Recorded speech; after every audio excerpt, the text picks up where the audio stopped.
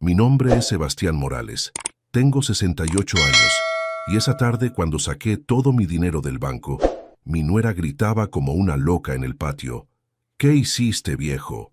Pero lo que ella no sabía es que yo había estado preparando este momento durante los últimos 5 años, esperando el día perfecto para enseñarles a todos una lección que jamás van a olvidar. Imagínate la escena. Después de 40 años trabajando en el ferrocarril, ahorrando cada centavo de mi sueldo, viviendo como un ermitaño para que mi familia tuviera todo lo que necesitaba, mi propia nuera me dice que soy una carga y que lo mejor sería que me vaya a vivir con mi hermana al pueblo. «Sebastián», me dice con esa voz dulzona que usa cuando quiere convencer a alguien, «entendé que la casa se nos está quedando chica con los chicos creciendo. Tu hermana Teresa tiene una casa grande y vos vas a estar mejor ahí en el campo con aire puro, como si yo fuera un enfermo que necesitara tratamiento, como si esta casa que compré con mis propias manos, donde crié a mi hijo Nicolás después de que su madre muriera en el parto, de repente fuera muy pequeña para todos. Pero acá viene lo que nadie sabía. Durante todos estos años que mi nuera Claudia me trataba como un estorbo, yo había estado moviendo mi plata de manera muy inteligente. Inversiones que hice siguiendo los consejos de un compañero del ferrocarril que entendía de números. Depósitos a plazo fijo que renovaba cada 6 meses. Una cuenta especial donde guardaba todo lo que no gastaba en mis necesidades básicas. Mientras ellos creían que yo vivía apenas con mi jubilación miserable, yo había logrado ahorros que los habrían dejado con la boca abierta. Pero nunca se los dije. Nunca les conté porque quería guardar esa sorpresa para cuando realmente la necesitaran o para dejársela como herencia cuando me fuera de este mundo. Nunca pensé que iba a tener que usar esa plata para defenderme de mi propia familia. Esa noche, después de que Claudia me explicara por qué tenía que irme, mientras mi hijo Nicolás asentía con la cabeza como un títere, tomé una decisión. Si ellos creían que yo era un viejo inútil sin opciones, se iban a llevar la sorpresa de sus vidas. Si pensaban que podían manipularme y echarme de mi casa sin consecuencias, estaban muy equivocados. Al día siguiente por la mañana hice algo que cambió todo para siempre. Fui al banco y saqué cada peso de mis cuentas. Cada centavo que había ahorrado durante décadas. Una cantidad de dinero que ni en mis mejores sueños había imaginado tener junta en efectivo. Y con esa plata hice algo que mi familia nunca esperó. Algo que los iba a hacer entender quién era realmente Sebastián Morales. Escucha esta historia hasta el final y contame qué habrías hecho vos en mi lugar. También decime desde qué ciudad me estás escuchando, porque lo que pasó después va a cambiar tu manera de ver las relaciones familiares para siempre. Para que entiendas bien cómo llegué hasta acá, tengo que contarte quién soy realmente, porque Claudia y hasta mi propio hijo se habían olvidado de mi historia. Llegué a esta ciudad hace 45 años, recién enviudado, con un bebé en brazos y sin más capital que mis ganas de trabajar. La muerte de mi esposa Carmen en el parto de Nicolás me destrozó, pero también me dio una fuerza que no sabía que tenía. Conseguí trabajo como maquinista en el ferrocarril. Empecé limpiando las máquinas, cargando carbón, haciendo los trabajos que nadie quería. Pero yo tenía una meta clara: darle a mi hijo todo lo que su madre hubiera querido que tuviera. Trabajaba turnos dobles siempre que podía. Los sábados y domingos hacía trabajos extras en el depósito. Cada peso extra que ganaba tenía un destino: la educación de Nicolás y esta casa donde él iba a crecer. Cuando Nicolás tenía 8 años, ya era jefe de cuadrilla. Cuando tenía 15, era supervisor de mantenimiento. No porque tuviera padrinazgos ni contactos, sino porque me rompía el lomo todos los días para demostrar que valía. Los otros trabajadores me respetaban porque sabían que yo no le esquivaba al trabajo duro. «Sebastián es un tipo derecho», decían. «Con él sabes que las cosas se hacen bien». Nicolás creció viendo todo ese sacrificio. Cuando era chico, me esperaba en la estación cuando terminaba el turno de noche. «Papá, ¿cuándo voy a poder ir en el tren?», me preguntaba. «Cuando seas grande, hijo, vas a poder viajar a donde quieras», le respondía yo cargándolo en los hombros mientras caminábamos a casa. Le pagué las mejores escuelas que pude. Mientras yo seguía trabajando con las manos llenas de grasa y carbón, él estudiaba contabilidad en la universidad. Cada cuota que pagaba era un mes de no comprarme ropa nueva, de comer lo más barato posible, de no darme ningún gusto. Pero cuando se recibió, hice la fiesta más grande del barrio. Invité a todos mis compañeros del ferrocarril, a los vecinos, a quien quisiera venir. Miren lo que logró mi muchacho, les decía a todos. Contador público recibido. El primer profesional de la familia Morales. Estaba tan orgulloso que se me salían las lágrimas cada vez que alguien lo felicitaba. Mi hijo, el hijo de un maquinista, era contador. Esa era la venganza más dulce contra la pobreza que habíamos sufrido. Nicolás se puso de novio con Claudia cuando tenía 26 años. Ella trabajaba en una oficina del centro, venía de una familia de clase media. La primera vez que la trajo a casa, me cayó bien. Parecía una chica educada, simpática, que trataba a mi hijo con cariño. «Papá», me dijo Nicolás esa noche, «creo que Claudia es la mujer de mi vida». Se casaron al año siguiente. Yo pagué la mitad de la fiesta y les regalé todos los electrodomésticos para que empezaran su vida juntos. Les dije que se quedaran viviendo acá en casa hasta que pudieran comprarse algo propio. «Esta casa es grande», les dije, «y yo me siento menos solo con ustedes acá». Los primeros años fueron hermosos. Claudia me trataba como a un suegro querido. Me cocinaba mis comidas favoritas, me preguntaba cómo me había ido en el trabajo, se sentaba conmigo a tomar mate en las tardes. Cuando nacieron los mellizos, Tomás y Martín, esta casa se llenó de vida como no había estado desde que murió Carmen. Yo era el abuelo chocho, que les compraba juguetes, que los llevaba al parque, que les contaba cuentos antes de dormir. «Abuelo Sebas», me decían, y esas palabras eran música para mis oídos. Los fines de semana hacíamos asados en el patio, jugábamos al fútbol, armábamos castillos con bloques, pero las cosas empezaron a cambiar cuando los chicos cumplieron 10 años. No fue de golpe, sino de a poco, como cuando se aflojan los tornillos de una máquina, y al principio no te das cuenta hasta que un día se descompone todo. Claudia empezó a quejarse de que la casa era muy vieja, de que necesitaba reformas, de que el barrio ya no era lo que era antes. «Sebastián», me decía, «¿no te parece que sería bueno cambiar los pisos? Estos mosaicos están pasados de moda». «Oh, Sebastián, los vecinos nuevos tienen casas más modernas.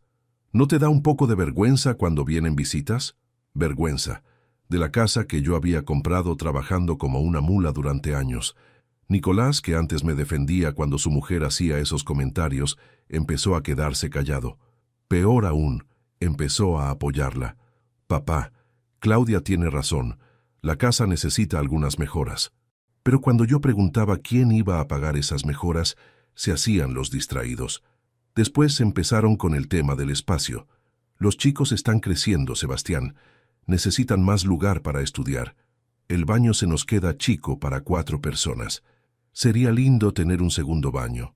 Todo muy razonable, todo muy lógico, pero yo nunca escuchaba que propusieran mudarse a un lugar más grande. Lo que escuchaba era que yo sobraba en mi propia casa. Las cenas familiares se volvieron incómodas.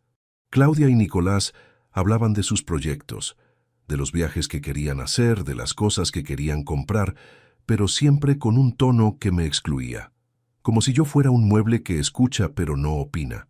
Cuando trataba de participar de las conversaciones, me cortaban con un «sí, papá, está bien», y seguían hablando entre ellos. Los domingos, que antes eran sagrados para la familia, empezaron a llenarse de compromisos. «Sebastián, no vamos a estar para el almuerzo. Los chicos tienen un cumpleaños». «Sebastián, nos vamos a la quinta de los padres de Claudia». Siempre había una excusa para no pasar tiempo conmigo. Mis nietos, que antes corrían a abrazarme cuando llegaba del trabajo, empezaron a estar siempre ocupados. «Abuelo, no puedo jugar contigo, tengo que hacer la tarea». «Abuelo, mamá dice que no puedo ir al parque porque es muy tarde». Claudia había encontrado la manera de alejarlos de mí, sin decir nunca directamente, que no quería que estuviéramos juntos. Un día escuché una conversación que me partió el alma. Estaba en mi cuarto y ellos hablaban en la cocina, creyendo que yo no los oía. «No podemos seguir así, Nicolás», decía Claudia. «Yo no me casé para vivir con tu papá toda la vida. Los chicos necesitan su privacidad y nosotros también. Pero amor, es mi papá, no lo puedo echar. No es echarlo, es buscar la mejor solución para todos. Tu hermana Teresa tiene esa casa grande en el pueblo. Allá va a estar mejor, va a tener más espacio, aire puro. Y nosotros vamos a poder vivir como una familia normal. Familia normal. Como si vivir con el abuelo fuera anormal. Como si yo fuera el elemento que impedía que ellos fueran felices. Esa noche no pude dormir. Me quedé pensando en todo lo que había hecho por esta familia, en todo lo que había sacrificado, en todos los sueños que había postergado para darles a ellos lo mejor. Y me di cuenta de que para Claudia yo no era el suegro que los había ayudado a empezar su vida, sino un obstáculo que había que remover. Pero acá viene lo que ellos no sabían. Mientras Claudia planeaba cómo sacarme de casa, yo tenía información que habría cambiado todos sus planes si la hubieran conocido. Durante todos estos años que trabajé en el ferrocarril, no solo ahorré cada peso que pude, también aprendí a invertir esos ahorros de manera inteligente. Mi compañero Raúl, que trabajaba en la administración, me había enseñado sobre plazos fijos, sobre bonos del gobierno, sobre fondos de inversión. Sebastián, me decía, la plata debajo del colchón no rinde. Tenés que hacer que la plata trabaje para vos. Y yo le hice caso. Cada mes, religiosamente, llevaba mis ahorros al banco. No a la cuenta corriente donde Nicolás sabía que tenía mi jubilación, sino a cuentas especiales que había abierto en otros bancos. Inversiones a largo plazo que fueron creciendo año tras año. Bonos que compraba cuando el país estaba mal y vendía cuando se recuperaba. Durante 25 años hice esto sin contarle a nadie, ni a Nicolás, ni a Claudia, ni siquiera a mi hermana Teresa. Era mi seguro para el futuro, mi plan de contingencia para cuando ya no pudiera trabajar. Pensaba dárselo todo a Nicolás cuando yo me muriera, como una sorpresa final del viejo que había trabajado toda la vida para su familia. Nunca pensé que iba a tener que usar esa plata en vida para algo así. Nunca imaginé que mi propia familia me iba a obligar a mostrar las cartas que tenía guardadas. La mañana después de escuchar esa conversación, tomé una decisión que cambiaría todo. Me levanté temprano, me puse mi mejor ropa y fui al banco del centro donde tenía mis inversiones más importantes. «Buenos días, don Sebastián», me dijo el gerente. «¿En qué podemos ayudarlo hoy?» «Quiero liquidar todas mis inversiones», le dije. «Todas. Los plazos fijos, los bonos, los fondos comunes de inversión. Todo en efectivo». El gerente casi se cae de la silla. «Don Sebastián, ¿está seguro? Son cantidades importantes. ¿No prefiere hacer las transferencias de manera gradual?» «Joven», le dije, «tengo 68 años y sé muy bien lo que estoy haciendo. Necesito toda esa plata en efectivo hoy mismo». Me llevó 3 horas completar todos los trámites. Firmar papeles, cancelar cuentas, contar billetes. Cuando terminé tenía en mis manos más dinero del que había visto junto en toda mi vida. Una fortuna que había acumulado centavo por centavo durante décadas de trabajo y sacrificio. Esa tarde llegué a casa con 3 bolsas de supermercado llenas de billetes. Claudia estaba en la cocina preparando la cena cuando me vio entrar. «Sebastián», me dijo, «¿qué llevas en esas bolsas?» «Mi dinero», le respondí con la voz más tranquila que pude. «Todo mi dinero». Se acercó curiosa y cuando vio los billetes se le desfiguró la cara. «¿Qué hiciste, viejo?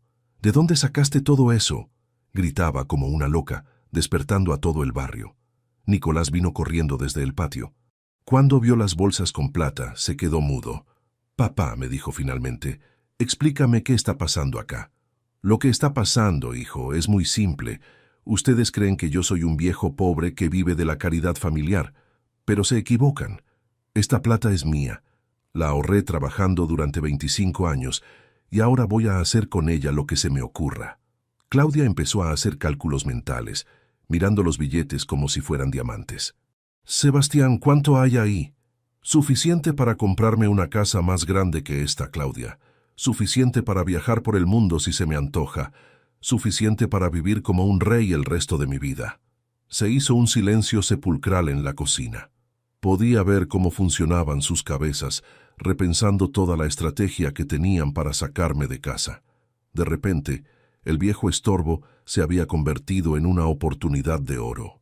«Papá», me dijo Nicolás con una voz que no le había escuchado en años, «¿por qué nunca nos contaste que tenías tantos ahorros?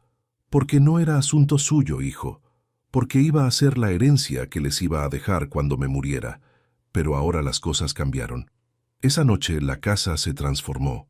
De repente Claudia se acordó de lo mucho que me quería. «Sebastián, te hago una tortilla española que sé que te gusta». «Sebastián, ¿querés que te traiga las pantuflas?» «Sebastián, ¿estás cómodo ahí sentado?» Nicolás se sentó conmigo a tomar mate por primera vez en meses. «Papá, tenemos que hablar de tus finanzas. Yo soy contador, te puedo ayudar a administrar esos ahorros». Los chicos, que hacía semanas que apenas me saludaban, de repente se acordaron de que tenían un abuelo. «Abuelo Sebas, ¿nos compras la PlayStation que queremos?» «Abuelo Sebas, ¿es verdad que sos rico?» Pero yo no era tonto. Sabía exactamente lo que estaba pasando. El cariño había aparecido junto con los billetes. El respeto había llegado junto con el dinero. Durante los siguientes días, observé cómo mi familia cambiaba su actitud conmigo. Era como ver una obra de teatro donde todos habían cambiado su papel de un día para el otro. Claudia ya no hablaba de que la casa era chica. Ahora hablaba de lo acogedora que era, de lo bien conservada que estaba. «Sebastián, esta casa tiene un valor sentimental enorme. Acá crecieron los chicos, acá formamos nuestra familia». Nicolás ya no mencionaba que yo necesitaba más cuidados médicos en el pueblo. Ahora decía que en la ciudad tenía mejores doctores, mejores hospitales. «Papá, vos tenés que quedarte acá donde conoces a todos los médicos». Los mellizos empezaron a pasar tiempo conmigo otra vez.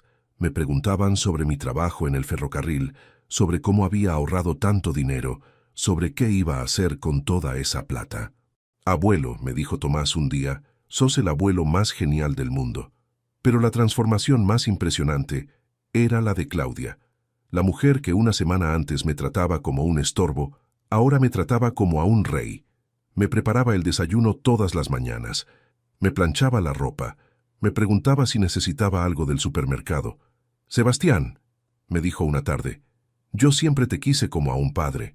Espero que sepas eso, como a un padre». La misma mujer que había estado planeando mandarme al pueblo, ahora me declaraba su amor filial. Una noche, Nicolás se sentó conmigo en el patio. «Papá, quiero pedirte disculpas si alguna vez te hicimos sentir que no eras bienvenido en esta casa. Nunca fue nuestra intención». «¿Ah, no?», le pregunté. «¿Y entonces qué era esa conversación sobre mandarme a vivir con la tía Teresa?» Se puso colorado. Eso era solo una idea, papá, para que tuvieras más tranquilidad en el campo. Nunca lo dijimos en serio». «Claro, hijo, nunca lo dijeron en serio. Durante 2 semanas disfruté de ese circo, ver cómo se desvivían por atenderme, cómo calculaban cuánta plata tenía, cómo fantaseaban con las mejoras que podríamos hacer en la casa con mis ahorros». Claudia ya había empezado a mostrarme catálogos de muebles nuevos, de electrodomésticos, de reformas para el baño y la cocina. «Sebastián», me decía, «con tu plata podríamos hacer una casa espectacular. Imagínate un baño nuevo para vos, una cocina moderna, un quincho en el fondo para los asados familiares. Todo era podríamos, haríamos. Sería lindo, sí. Nunca si vos querés o qué te parece a vos». Ya habían decidido que mi plata era plata familiar y que yo solo tenía que aprobar los gastos. Pero yo tenía otros planes, planes que ni Claudia ni Nicolás se imaginaban, planes que iban a enseñarles una lección que no se iban a olvidar nunca. El lunes de la tercera semana después de sacar la plata del banco, me levanté temprano y salí de casa sin avisar a dónde iba. Fui a una inmobiliaria del centro que había visto varias veces en mis caminatas. «Buenos días», le dije a la empleada. «Quiero comprar una casa». Me mostró varios catálogos, varias opciones en diferentes barrios, pero yo ya sabía lo que quería. «Busco algo en el barrio de Las Lomas», le dije. «Una casa con jardín, 2 dormitorios, garage. Algo tranquilo para un jubilado que quiere vivir en paz». Me llevó a ver 3 propiedades esa misma mañana.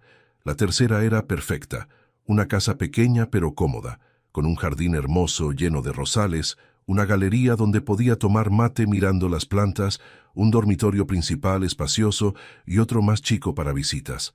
¿Cuánto cuesta?, pregunté. Cuando me dijo el precio, saqué mi billetera y conté los billetes adelante suyo. ¿Acepta efectivo? La mujer casi se desmaya. Señor, es mucha plata para traer en efectivo. Señorita, tengo 68 años. No tengo tiempo para trámites bancarios complicados. ¿Cerramos el negocio hoy o no? Esa misma tarde firmamos todos los papeles. La casa era mía. Pagada en efectivo, sin hipotecas, sin deudas, sin que nadie supiera nada. El martes fui a una mueblería e hice lo mismo. Compré todo lo que necesitaba para la casa nueva. Una cama matrimonial cómoda, un sillón para leer, una mesa de cocina, heladera nueva, televisor, todo lo básico pero de buena calidad. Todo pagado en efectivo, todo entregado para el fin de semana. El miércoles fui a contratar los servicios: luz, gas, teléfono, cable, internet. Todo a mi nombre, todo funcionando para cuando me mudara. El jueves fui al banco y abrí una cuenta nueva en una sucursal cerca de mi casa nueva. Deposité lo que me quedaba de la plata y pedí una tarjeta de débito para mis gastos cotidianos. El viernes por la noche, cuando toda la familia estaba junta cenando, les conté mi decisión. «Tengo algo importante que anunciarles», les dije. Se pusieron todos atentos, esperando seguramente que les dijera cuánto iba a gastar en refacciones para la casa. Me mudé a mi casa nueva. Mañana a la mañana me voy. Claudia se atragantó con el agua. «¿Cómo que te mudaste a tu casa nueva?» «Compré una casa en Las Lomas. Está completamente amueblada y lista para que me vaya a vivir mañana». El silencio que siguió fue ensordecedor. Nicolás fue el primero en reaccionar. «Papá, no entiendo. ¿Por qué compraste otra casa si esta es tu casa?» «Esta era mi casa, hijo. Hasta hace unas semanas, cuando ustedes decidieron que yo sobraba acá. ¿Te acordás de la conversación sobre mandarme a lo de la tía Teresa? Bueno, decidí solucionarlo de otra manera». Claudia estaba pálida como un fantasma. «Sebastián, nosotros nunca dijimos que sobrabas. Todo lo contrario, siempre te dijimos que esta es tu casa». «Claudia, yo escuché la conversación que tuviste con Nicolás en la cocina. Escuché cuando le dijiste que no te habías casado para vivir con tu suegro toda la vida. Escuché cuando dijiste que en lo de Teresa yo estaría mejor». Se hizo un silencio mortal. Los chicos nos miraban sin entender qué estaba pasando. «Pero abuelo», me dijo Martín, «nosotros no queremos que te vayas». «Yo tampoco quería irme, nieto, pero a veces los grandes toman decisiones que los chicos no entienden». Esa noche no dormí en casa. Me fui a un hotel del centro mientras esperaba que llegara el sábado para mudarme oficialmente. Necesitaba estar solo para procesar todo lo que había hecho, para prepararme mentalmente para esta nueva etapa de mi vida.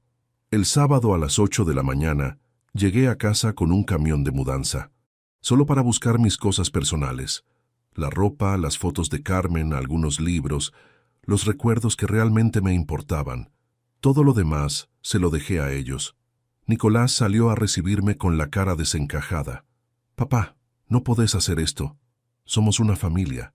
«Somos una familia, hijo. Pero yo ya no soy parte de los planes familiares.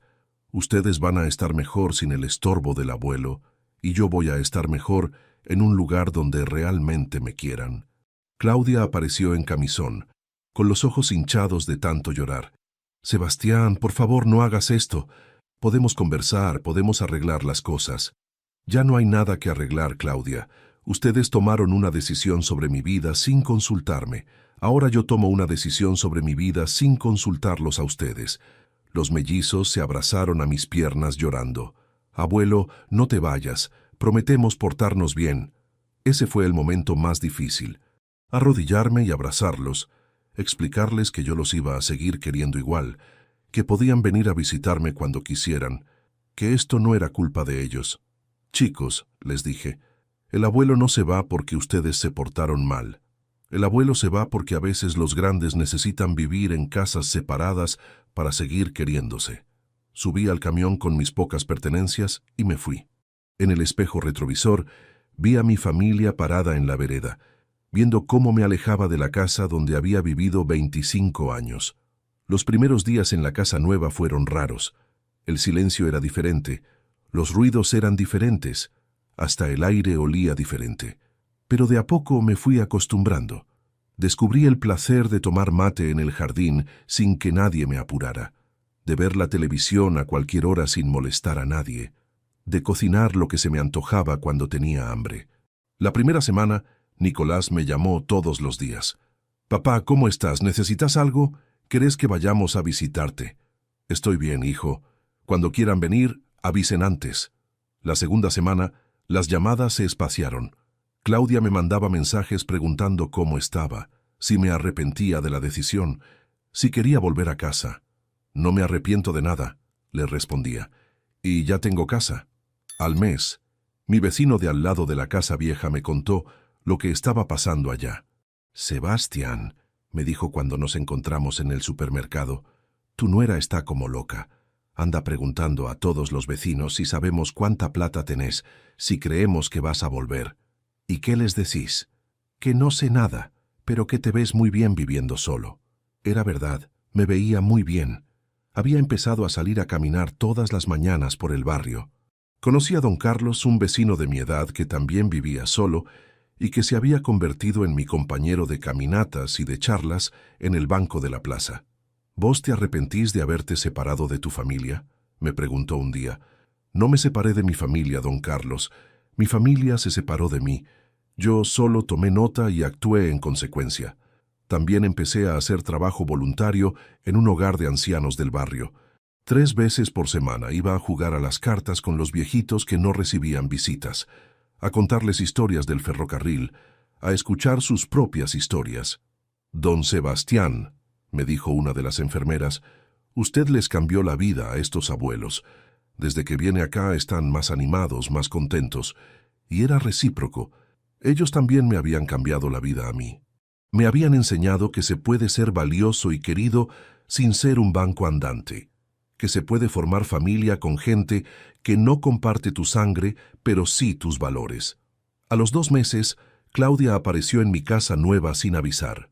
Cuando abrí la puerta y la vi parada ahí con una torta en las manos, supe que venía con una misión.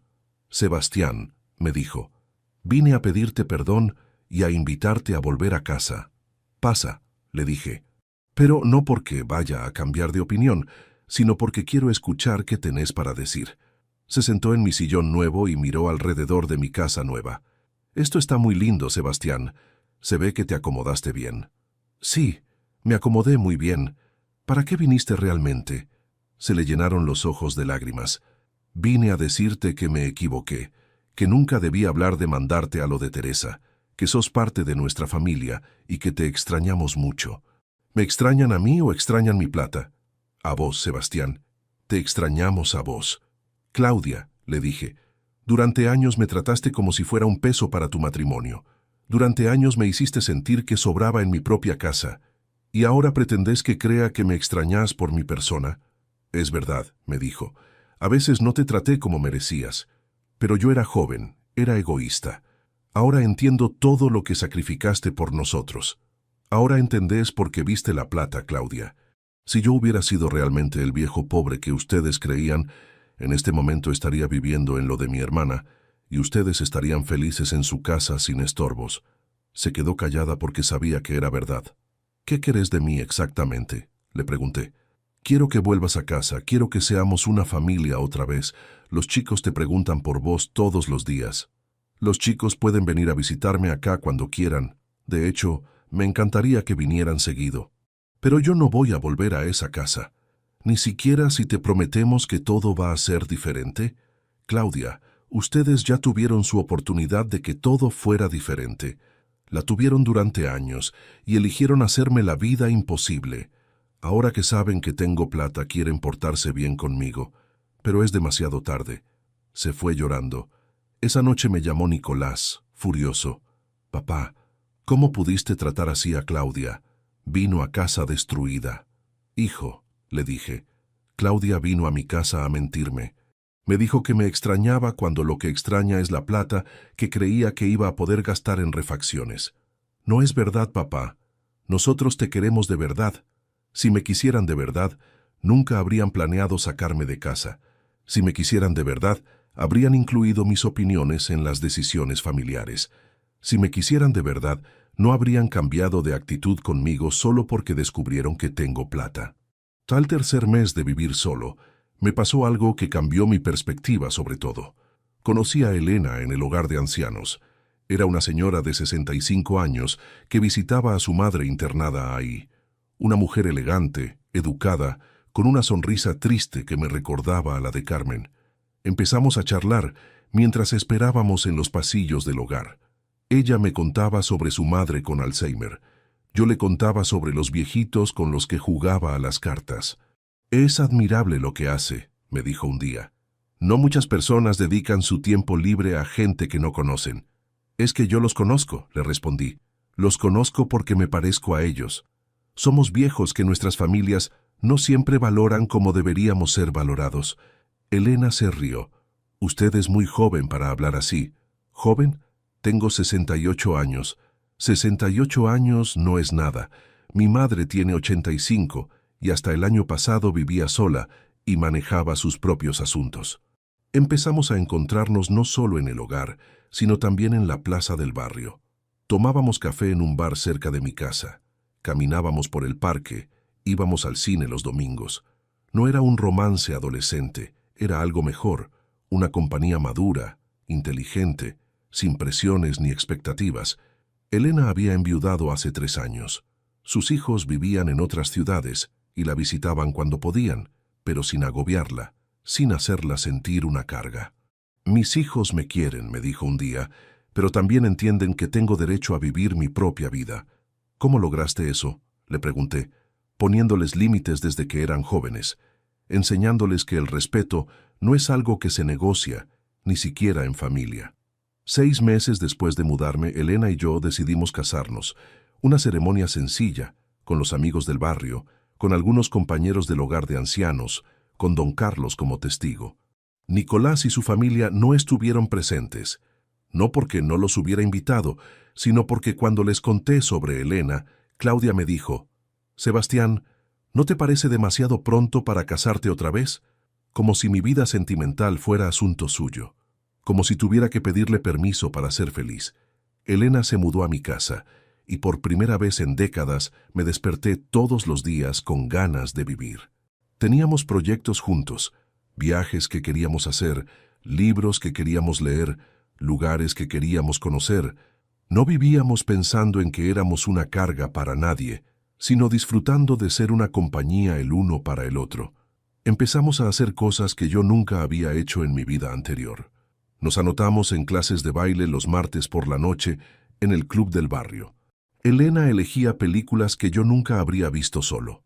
Dramas franceses, comedias románticas, documentales sobre lugares exóticos. «Tu exnuera no sabía el tesoro que tenía», me dijo un día. «Un hombre que está dispuesto a aprender cosas nuevas a los 68 años es un hombre que todavía tiene mucho para dar». Los fines de semana organizábamos pequeñas reuniones en casa. Elena cocinaba sus especialidades y yo preparaba asado en la parrilla nueva que habíamos comprado para el jardín. «Sebastián», me dijo don Carlos una tarde mientras tomábamos vino en el jardín, «nunca te vi tan feliz como ahora. Se nota que encontraste tu lugar en el mundo». Y tenía razón. Por primera vez en años me sentía en mi lugar. No era el viejo que molestaba en las conversaciones familiares. No era el abuelo al que toleraban por compromiso. Era Sebastián, el hombre que había elegido empezar de nuevo y que había encontrado a alguien que valoraba esa decisión. Elena me enseñó también a administrar mejor mis finanzas. Como había sido maestra antes de jubilarse, tenía una cabeza muy clara para los números. «Sebastián», me dijo cuando le mostré todos mis papeles del banco, «tenés suficiente dinero como para vivir muy bien el resto de tu vida, pero también podés hacer cosas importantes con parte de esos ahorros». Fue ella quien me sugirió crear una beca de estudios para jóvenes de familias trabajadoras que quisieran estudiar carreras técnicas. «Como vos que trabajaste en el ferrocarril», me dijo, «hay muchos chicos con ganas de aprender oficios, pero que no tienen recursos para hacerlo. Destinamos una parte significativa de mis ahorros a crear la Beca Sebastián Morales en una escuela técnica de la ciudad. Cada año 5 jóvenes de familias humildes pueden estudiar carreras relacionadas con mantenimiento ferroviario, mecánica industrial o electricidad sin pagar un peso. La primera entrega de becas fue uno de los días más emocionantes de mi vida. Don Sebastián, me dijo uno de los chicos becados, un pibe de 18 años que me recordaba a mí mismo a esa edad. Usted no sabe lo que significa esto para mi familia. Mi papá es cartonero y siempre soñó con que yo tuviera un oficio. Trabaja duro, le dije, y cuando seas un profesional exitoso, acordate de ayudar a otros pibes como vos. Así es como se construye un país mejor. Elena también me animó a escribir mis memorias y creamos la Beca Sebastián Morales, en una escuela técnica de la ciudad. Cada año, 5 jóvenes de familias humildes pueden estudiar carreras técnicas sin pagar un peso. Sebastián, me dijo Elena una mañana mientras desayunábamos en el jardín, vos tenías razón cuando te fuiste de esa casa. A veces hay que alejarse de las personas que nos lastiman, aunque sean familia. ¿Te arrepentís de haberte casado con un viejo conflictivo? Me casé con un hombre que supo defender su dignidad cuando hacía falta. Eso no es conflictivo, eso es inteligente. Ha pasado un año desde que saqué todo mi dinero del banco. Un año desde que Claudia gritó como una loca preguntándome qué había hecho. Un año desde que descubrieron que el viejo estorbo era millonario. Durante este año han pasado muchas cosas que me confirmaron que tomé la decisión correcta. La familia de Elena me recibió como si fuera parte de su sangre desde el primer día. Sus hijos, que viven en otras ciudades, me llaman por teléfono para preguntarme cómo estoy.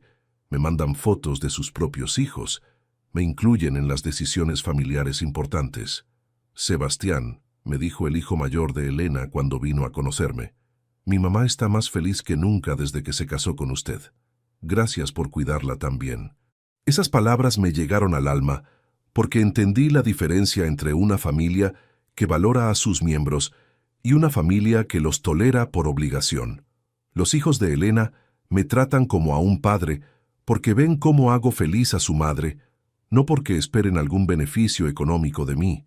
También el trabajo en el hogar de ancianos me fue mostrando historias parecidas a la mía. Don Sebastián, me dijo doña Mercedes un día, usted hizo bien en irse antes de que lo trataran peor.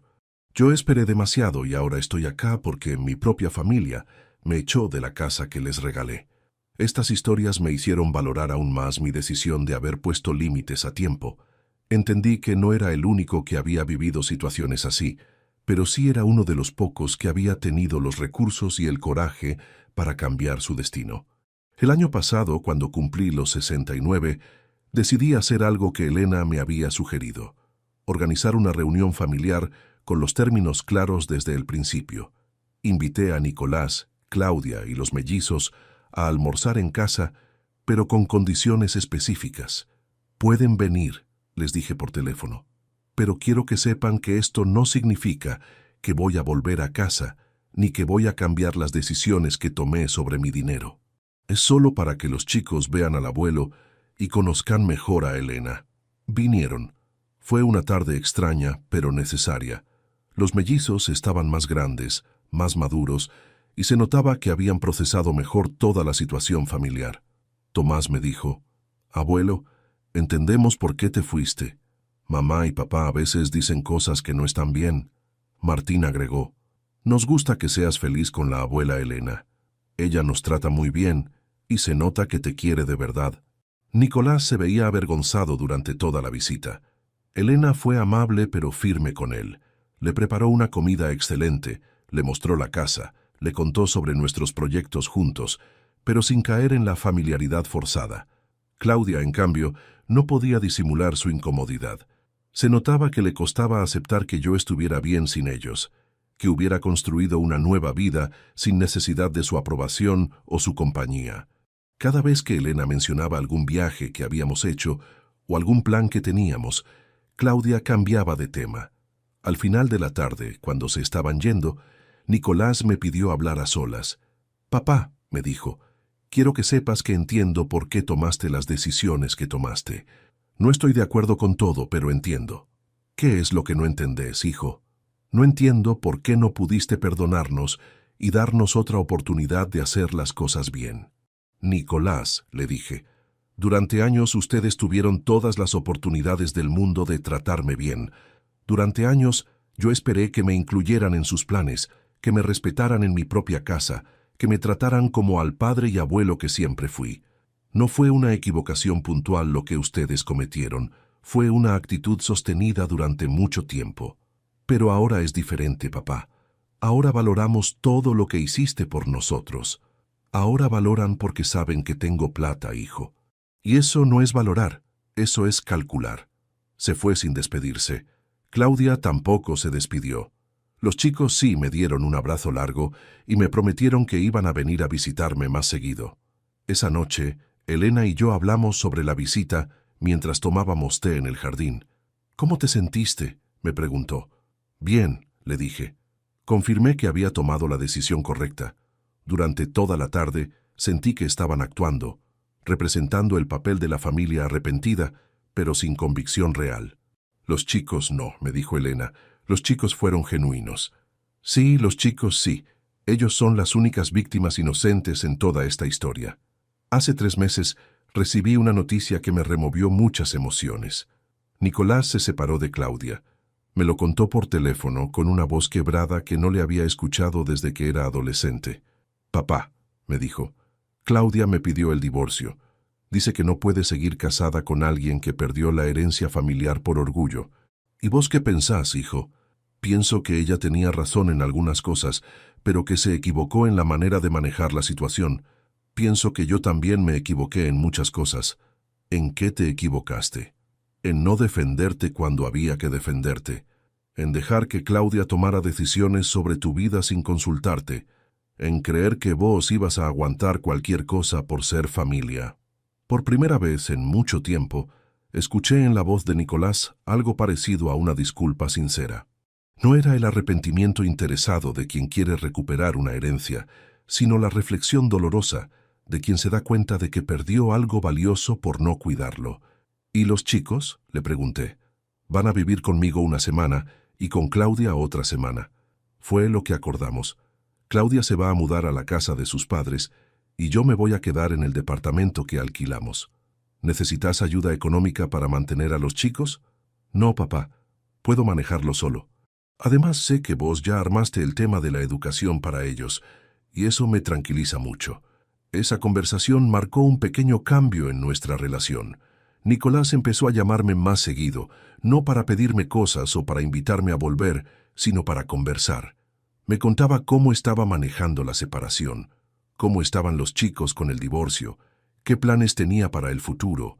«Papá», me dijo en una de esas conversaciones, «creo que tu decisión de irte nos obligó a todos a crecer. A mí me obligó a ser más independiente. A los chicos les enseñó que las acciones tienen consecuencias, y a Claudia le mostró que no podía manejar a la familia como si fuéramos empleados suyos». Elena, que había escuchado esa conversación porque estaba al lado mío, me dijo después, «Tu hijo está madurando. Capaz con el tiempo puedan reconstruir una relación de respeto mutuo». «Capaz», le dije, «pero va a llevar tiempo, y va a depender de que él entienda que las cosas no pueden volver a ser como antes». Los mellizos ahora vienen a casa un sábado por mes. Almorzamos juntos. Elena les enseña a cocinar postres. Jugamos a las cartas. Les cuento historias del ferrocarril que no conocían. Es una relación diferente a la que teníamos antes, más madura, basada en el respeto mutuo en lugar de la obligación familiar. «Abuelo», me dijo Tomás el mes pasado, «estamos orgullosos de que hayas defendido tu dignidad». En el colegio les contamos a nuestros amigos que nuestro abuelo no se dejó maltratar y que empezó una vida nueva a los 68 años. «¿Y qué dicen tus amigos?» «Que es genial tener un abuelo rebelde». ¿Sabes qué aprendí en este año?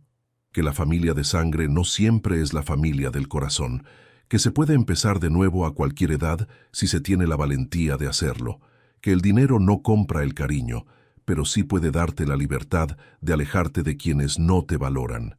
También aprendí que la dignidad no es negociable, ni siquiera con la familia, que el respeto hay que ganárselo todos los días, pero también hay que exigirlo cuando hace falta, que los años no son una excusa para aguantar maltratos, sino una razón más para valorar el tiempo que nos queda, Elena y yo estamos planeando un viaje a la Patagonia el año que viene.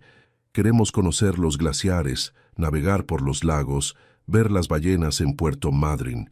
Son sueños que yo nunca me había permitido tener, cuando toda mi energía estaba puesta en complacer a una familia que no me valoraba. Sebastián, me dice Elena todas las mañanas cuando nos despertamos, ¿de qué tenemos ganas hoy? Y yo pienso, tenemos ganas de ser felices, tenemos ganas de disfrutar lo que construimos, tenemos ganas de vivir sin pedir permiso a nadie. Nicolás me llama una vez por mes. Las conversaciones son cordiales pero frías. Me pregunta cómo estoy. Me cuenta cosas superficiales de los chicos, me invita a almorzar de vez en cuando. Pero ya no hay intimidad, ya no hay confianza. Él sabe que yo sé quién es realmente y yo sé que él sabe que no voy a volver a ser el abuelo manipulable de antes. Con el dinero que me sobró después de comprar la casa, Elena y yo hicimos un viaje a Europa que soñábamos desde que nos conocimos. Visitamos París, Roma, Barcelona. En cada ciudad que conocimos, pensé en todos los años que había sacrificado placeres simples para darles todo a ellos, y en lo irónico que era estar disfrutando de mi dinero lejos de quienes habían creído que se lo iban a gastar.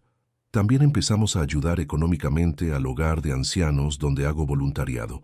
Con una parte de mis ahorros financiamos las actividades recreativas, compramos libros para la biblioteca, pagamos excursiones para los abuelos que nunca salen. Don Sebastián, me dijo la directora del hogar, usted cambió la vida de esta institución y de todos los abuelos que viven acá. Y yo pienso, cambié sus vidas, pero también ellos cambiaron la mía. Me enseñaron que se puede ser valioso para otros sin ser un banco de plata, que se puede dar amor sin esperar herencias a cambio. Ayer cumplí 69 años. Elena me organizó una fiesta sorpresa con todos nuestros amigos del barrio, los voluntarios del hogar, don Carlos y su señora. Fue una fiesta llena de cariño genuino, de gente que me aprecia por quien soy, no por lo que tengo. Nicolás me mandó un mensaje de felicitaciones y un regalo, una billetera de cuero. Elena se rió cuando la vimos. ¿Una billetera?, me dijo. Como si no supieras dónde guardar tu plata. Y tiene razón. Después de todo lo que pasé, sé perfectamente dónde guardar mi dinero, lejos de quienes creen que tienen derecho a él solo por ser familia. Esta noche, mientras escribo esta historia, Elena está leyendo en el sillón de al lado y yo pienso en todo lo que cambió en mi vida desde aquella tarde que saqué todo mi dinero del banco. Perdí una familia que no me valoraba, pero gané una vida que realmente me pertenece. Si tuvieras que elegir entre aguantar el maltrato familiar por miedo a estar solo o arriesgarte a ser feliz lejos de quienes te lastiman, ¿qué elegirías? Contame si esta historia te hizo reflexionar sobre tus propias relaciones familiares y decime desde qué ciudad me estás escuchando. Porque al final, lo único que realmente importa no es cuánta plata tenés en el banco, sino cuánta paz tenés en el corazón. Y esa paz, a veces, hay que salir a buscarla lejos de casa.